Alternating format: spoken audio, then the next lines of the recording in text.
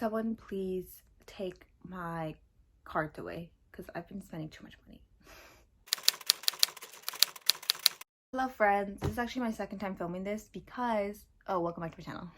It's actually my second time filming this because, I don't know, my just crashed. I don't know, my footage deleted. Whatever. I was in it. Damn it, I was in it. Oh my god, I have to start all over. Okay, they're right here, some of the books. You see, I was already like in it. I was in deep. Okay, let's bring this up. As you guys can probably tell by what I said, this is a book haul. Yes, I just did a book haul. Yes, I know. I have a problem. Yes, we're not talking about it. Don't talk about it. So, the first book that I bought, so I got these books in my Barnes & Nobles. I finally went, and then I got it from my used bookstore, and then some of them from Target. So the first book from my used bookstore for like $4 or $5, maybe $6 was Crest, book 3 of the Lunar Chronicles by Marissa Meyer. So I haven't read these, but I have book 1 and 2 somewhere up there. I like them. I just said I haven't read them. I know people who people that I share the same taste with love these books. I love Renegades. I love the way that Marissa Meyer writes. It's not boring to me. If you read Renegades, you know what I'm talking about, where she can go like 3-4 pages without writing any dialogue. I don't mind that. I like that. The fact that she makes sure the reader understands what kind of picture she's trying to paint. Enjoy that. So I don't have a problem with that. So that's why I think that I will love the Lunar Chronicles, because it's also very diverse. I just know it's about a cyborg, right? It's about a cyborg in Shanghai? I'm not sure, but it's fantasy, and I think it's young adult. I love Marissa Meyer, so there you go. And then, so one of my friends bought me this book for my, because I got into law school. So I got the Iliad of Homer. As you guys know, I love the Iliad. The amount of times that I've said that is exhausting. I love the Iliad. I love the Iliad. I love Homer. Whoever he is. Love ya. I got this for, well, my friend got this for me for $4. You guys know about the Iliad. It's about the Trojan War. I have the book of the Iliad with the Odyssey, but they're combined. So I wanted to just get the Iliad by itself. And I found it. And I'm so excited to read it. Like, I've missed this. I've missed reading about, you know, just classics. I miss reading, not classics like Jane Austen, Bronte. I'm talking about classical reading. Like, you'll get what I mean later because I have other books I want to talk about. So I'm really excited to read this again. I'm really excited to cry about Patroclus and Achilles. Miss them. Love them. Love them. And then this one I'm super excited about. So I got The City of Brass by S.A. Chakraborty. You guys are probably well aware. Everyone is reading this book right now. I am so excited to start this. I am so excited to start this. So basically we have in 18th century Cairo already. Amazing. Show-stopping. She is the moment. An icon. She's a legend. And she is the moment. Now, come on now. We have our main character, Nari, and she's a con woman. And I think she cons, she cons Ottoman nobles. And she's just saving her money. But then one day, while she's doing one of her cons, she accidentally summons Dara, a dark, mysterious jinn warrior. And so they have to flee Cairo together after stuff happens. They flee to Davabad, which is the legendary city of brass. And this is the Davabad trilogy. So I'm really excited to start this. Everyone loves these books. Everyone is reading them. I kind of felt like an outsider looking in, watching everyone. You know that picture of Squidward looking out to see Patrick and SpongeBob running around? That was me. I was like, wow, must be nice. Must be nice. So I was going to buy this in hardcover, but one, it's really expensive. And now I can actually say I'm a struggling law student. And 2, my friend bought this for me actually. 2, before, side note, my friend bought this for me, so I didn't buy this. And 2, I was going to get the hardcover in Book of the Month, but it's sold out. And honestly, it's not going to come back. And it's not going to come back. And so I'm really excited to read this. And it's like a big paperback. You know, I like that. So it's kind of like the Girls of Paper and Fire. Like the size. It's cool. I'm really excited. I'm so excited. Honestly, I might read this next. Remember I said I'm in a fantasy kick. And then I got book 6 of the Series of Unfortunate Events. A Series of Unfortunate Events by Lemony Snicket. Book 6, The Rat's Elevator. I love, love, love, love A Series of Unfortunate Events. They're one of my favorite series as a child of all time. And they basically shaped my childhood.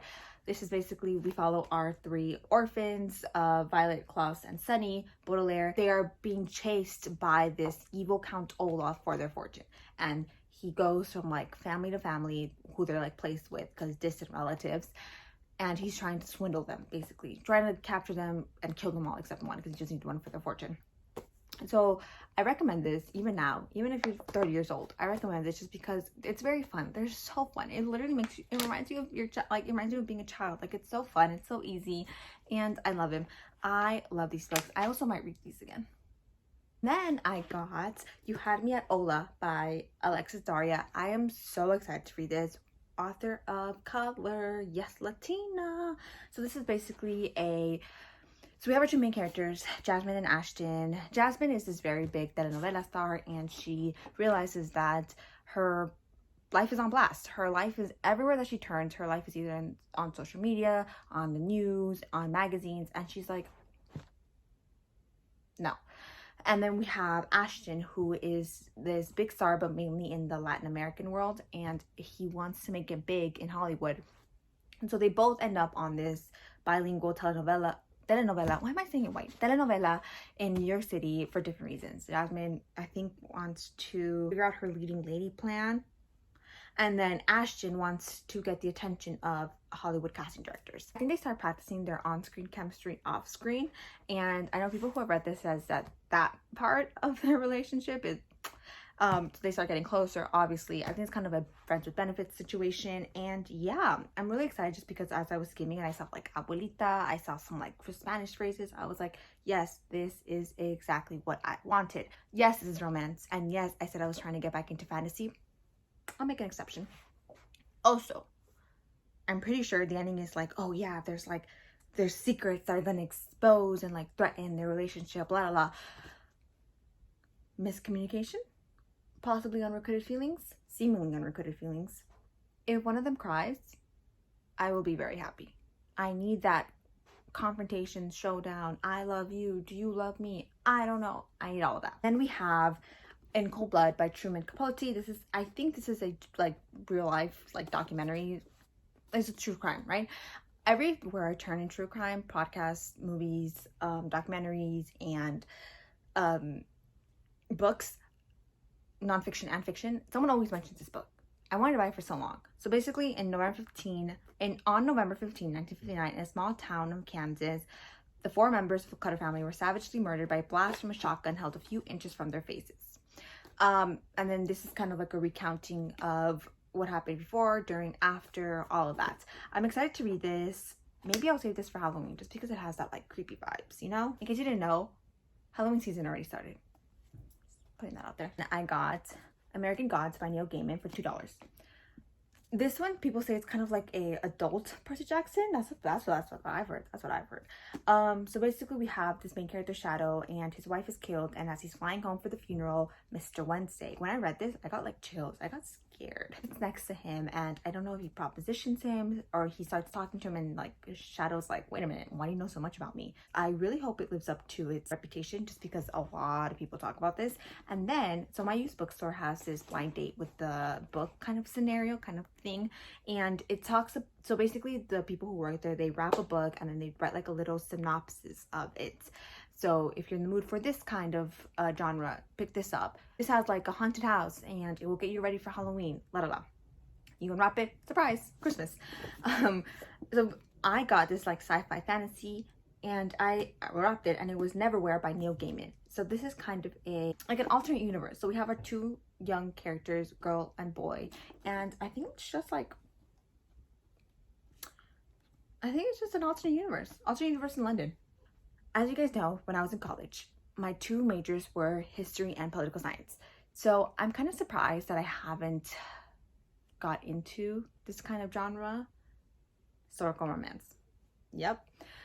I first got introduced to historical romance when I was binge watching Mayana for Mayana Reads here, her videos, and she had like 2 videos up by then of her historical romance, like hauls, vlogs, all of that.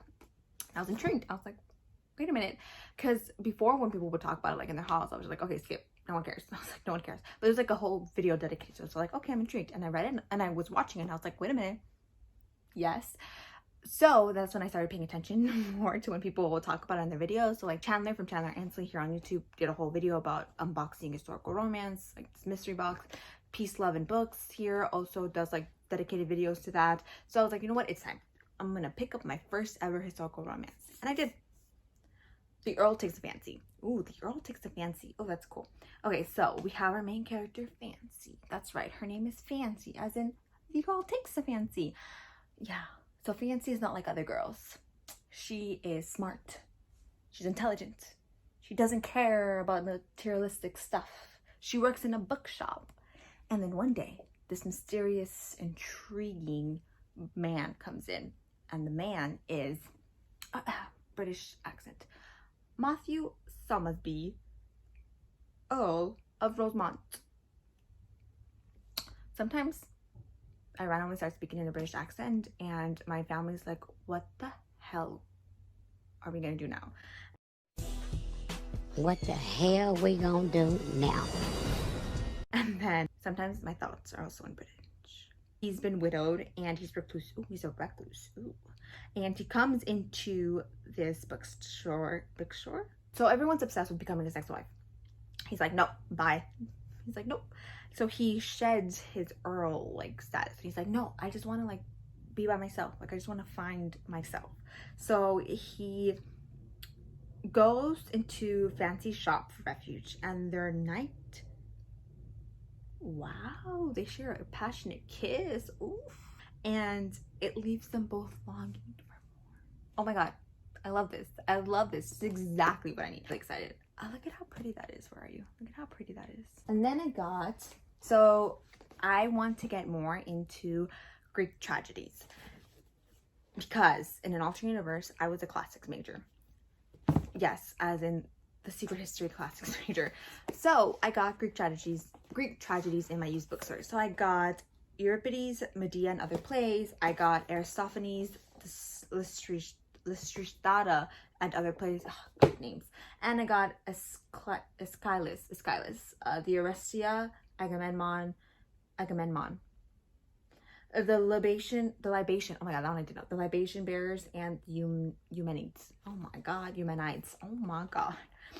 I'm really excited to read these. I love Greek tragedies. I like used to read them for some of my history classes because my concentration was ancient and medieval, and I was obsessed with these. I was obsessed. Did I already crack the spine? Did I just crack the spine? Wait a minute. Anyway, I'm so excited for these. It's $4 each. I'm beyond excited for these. Like, I am ready to imagine myself. I'm ready to read this. Listening to Lord, imagining myself sitting in the Louvre. That's where I am. Physically, in every aspect, but physically, I'm there. Yeah. And then I got another blind date with a book. And this one is just The Hangman's Daughter. This was just, it's kind of like horror. This is what I'm saying for sure for Halloween. It's just like it takes place in 1600s. And it's kind of like a Salem witch hunt thing, but like in Germany or something. I'm excited. Looks very creepy. Deckle digits. That's it. That's all you have to know. $4 and it has deckle digits. And I got... Again, this is everything that everyone's been talking about. Okay, I got this in Target, and then I got this in Barnes & Noble's. Jade City by Fonda Lee. This is exactly what I needed right now. Everyone is obsessed with these books right now. So it says that for centuries, we have these green bone warriors, and they have been using this magical jade to enhance their abilities and defend their island from foreign invasion. But now that the war is over and a new generation vies for control of the capital city, like things have been shaken up. So now we have 4 siblings of the powerful Kaw family that must prepare for battle, and the fragile peace between the clans is about to break. I am so excited for this. I love political fantasies and action political fantasies so much. Oh my god. The only thing that could have made Shadow and Bone better was if they had more politics. They had politics here and there, but like I needed politics. I love politics so much. Like that's all I need. And so I'm so excited for this just because everyone says that. I've seen the fan casts for some of these characters and I'm like, hi. Like, these are really good. And I've seen like people actually like want to throw this off of their balcony, fling it off of a cliff, burn it because it's so crazy and messy and dramatic and insane. And so I was like, you know what? That's all I need. Oh my god, there's another. Oh no, it's gonna come out later because it says look out. I thought there was a third book. Jade Legacy, but it says it's look out for. So it's gonna come out later, right? Oh my God, I'm so excited to start this. I might start this actually next. Sorry, City of Brass. I might start this next. Maybe. And then I got Song of Wraiths and Ruins by Roseanne A. Brown. I think this is one of the... So Chanel from here on BookTube, she doing her like crusty book club. And this is one of the picks, I think, for October. But she said it's fine. But she was like, she clarified. She was like, it doesn't matter if you read it beforehand. Like, if you just read it, so then you can participate if you want to on the live stream. So I was like, perfect, I'll read it, and then I'll, you know, that way I can actually tune in and know what everyone's talking about. So this is, I know this is enemies to lovers. Enemies to lovers. You know I don't say that lightly, because you know I hate it when people say it's enemies to lovers, and it's just hatred. Hatred to love is not enemies to lovers. Enemies to lovers means I'm going to kill you. I despise you. I am literally going to hunt you down. Julian Cardone. And I hate you, but why am I attracted to you? But why do I think you're like the best person ever? But why am I like in love with you? Oh wait, I am in love with you. I don't want to kill you anymore. That's enemies to lovers. Not, oh my God, I hate you. Oh my God, I don't like you. Oh my God, we have stuff in common. Oh my God, I love you. That's not enemies to lovers. That's hatred to lovers. Pet peeve. That's my pet peeve. That's one of my pet peeves. I hate that. Enemies to lovers means enemies. We are on the opposite sides. Seemingly, we will always be on the opposite sides. We will never connect, seemingly. Not, oh my God, I hate you. You're so annoying. Oh my God, now I love you. That's not, no. That's like a strong dislike, and it's one of my biggest pet peeves. So when I think this is enemies to lovers, I don't say it lightly, and I am so excited. And look at that beautiful cover. Yes. Okay, so we have our main character. Well, we have two main characters. We have Malik, who is starting a new life with his sisters in the prosperous desert city of Ziran, right? And a vengeful spirit abducts Malik's younger sister, Nadia, as payment to enter the city. And so Malik strikes a fatal deal. You kill Karina, the crown princess of Ziran, and your sister will be free. But Karina has deadly aspirations of her own. Her mother has been assassinated. Her court threatens community, court politics. That's what I want. And she's basically going through it. She's going through it. And so if she wants to resurrect her mother, she has to do it through, she has to have the beating heart of a king. And she knows how to do it by offering her hand in marriage to the victor of the competition, of the Stasia competition. And so obviously Malik is like, perfect. I can get married with her and then kill her in her sleep. So literally enemies to lovers. He's trying to kill her and she wants to kill him. Enemies to lovers. There you go. Perfect example. That's enemies to lovers. None of that, oh my God, I hate you. No, I'm going to kill you for my own needs. I'm sorry, no offense, but I need to kill you. That's enemies to lovers. And then they start bonding and they're like, wait a minute. Now that I get to know you, I don't really want to kill you anymore. That's it. When you hate them so much. I also hate it though when people compare enemies to lovers to bullying to lovers. Because no. I just got a phone call. I was busy. Okay, sorry if you see an angle change or something. Ugh, I didn't pick up. You guys screen your calls too, right? Okay, just making sure. I know that there's like a lot of readathons, book clubs, and such going on right now in general, but one that I'm invested in and one that I follow everything that you should follow too, Instagram, Twitter, and YouTube, I will link their page, is the Unfriendly Black Hotties. They're a group of Black creators, whether, you know, booktube, community, fashion, all of that, and they speak about books that center around Black authors. So for July, their pick was The Vanishing Half, and then for this month, their pick is Such a Fun Age. I highly recommend subscribing to them, watching the live stream, participating in their live stream, just because their opinions and their views and their thoughts, they're so like profound. That's kind of cheesy to say, but like when I was watching the live stream for The Vanishing Half, I didn't read The Vanishing Half. I just got the book, so I'm gonna read that and then start on this.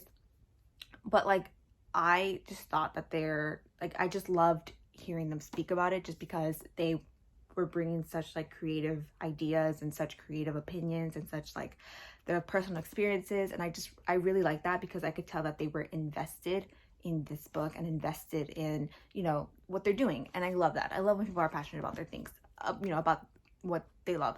So I highly recommend that. Please, please, please go check them out. So this is such a fun age. We have our two characters, Alex Chamberlain and Amira Tucker. Amira is Alex's babysitter, and Amira is black and Alex is white, I guess. Yeah. Amira is taking Briar, Alex's son, like toddler son, out to the grocery store. Normal, totally normal, right? Yes, that's what I do sometimes too when I babysit. And this security guard sees a black woman with a white toddler with a white baby and assumes, because why not, right? What else? What other explanation could there be? That this is the kidnapping taking place, and I think they, obviously it escalates, and Alex is devastated that this happened, trying to make it right, trying to make it up for Amira. And I think we start delving more into the lives of Amira and Alex. So it's really interesting just because you see, I think this is going to cover a lot of really relevant and important topics that we need to talk about, that we need to think about, that we need to address.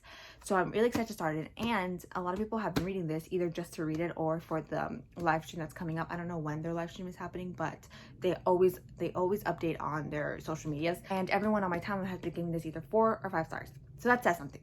So I'm really excited to read it. I'm really excited to read this one, and look at how pretty the cover is. Ugh. Okay, so those are all the books that I got, and now I'm gonna do my book of the month unboxing. I know exactly what I got this month. I'm excited.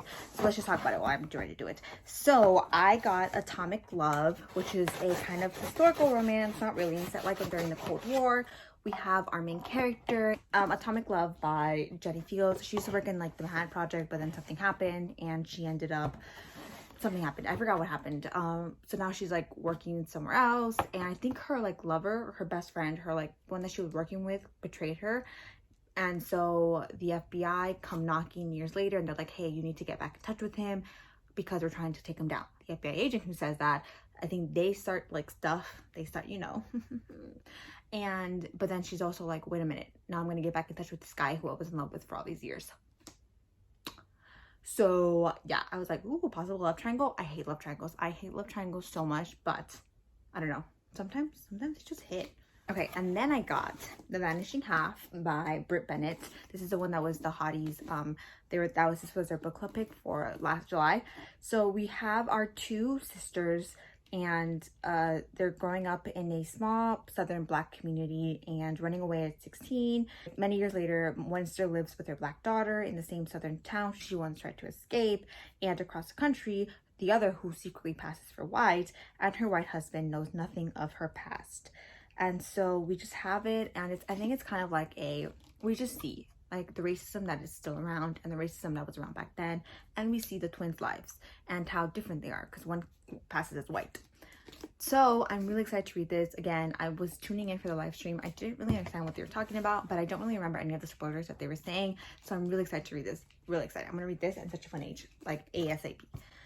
And then I got the hardcover edition of The Secret History by Donna Tartt. Yes, I hate Donna Tartt, but I love this book. I love this book, and I hate that I love this book, but I love this book. This is literally like the epitome of Dark Academia. They're just seeing, and it says exclusive hardcover edition. Thank you. So this is Dark Academia to the core. This is what everyone talks about when they mention Dark Academia. This is it. This is it. So basically we have in this, what is it? Okay, so basically under the influence of a charismatic classics professor, we have these clever, eccentric misfits at an elite New England college who basically discover the way of thinking. It's basically like they study like Dante, and they study the Greeks and the Romance and all that, and the romance, and maybe murder happens. I don't know, but this is really good. I read it while I was on vacation in Peru, and I loved it. Now it's hardcover, so now I can put it in not my Holy Grail shelf. No. I don't know, somewhere. And then finally, so I just came back from the bookstore, my used bookstore, and I got some blind dates with the book, and I thought, you know what, since I'm gonna be filming, let's do it on screen. So let's do it. I know this one's gonna be a Stephen King novel. So this one is, if there's one author that is annoyingly good at writing horror, you'll know who this one is by. Stephen King. However, if you're like us and struggle with paying attention to a super long story, especially horror, this one is broken down into individual stories for you, with each more creepy than the last.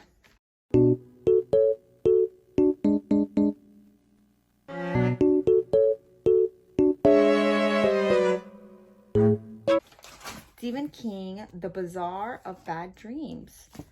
Wow. These are like short stories. Oh, okay. Yeah, I'm intrigued. Halloween. Literally will be Halloween. Literally Halloween time. Okay, and the last one. This one says, an aristocrat's valet quits, leaving him fighting to get him to stay. Wait a minute.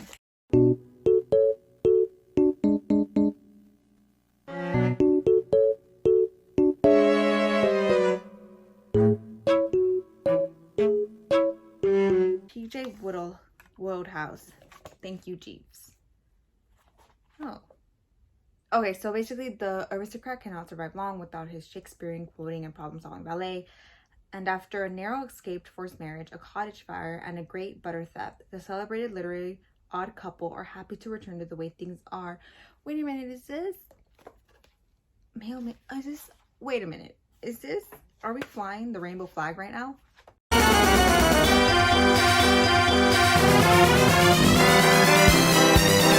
Anyway, yes. All the books I bought. Yeah, so let me know if you're intrigued by any of these. Let me know which one I should start first. Like if you read any of these and you're like, you need to, this needs to be prioritized right now. Let me know, because as you know, I'm very susceptible when it comes to reading books, when it comes to choosing books, as you guys know. Thank you for watching.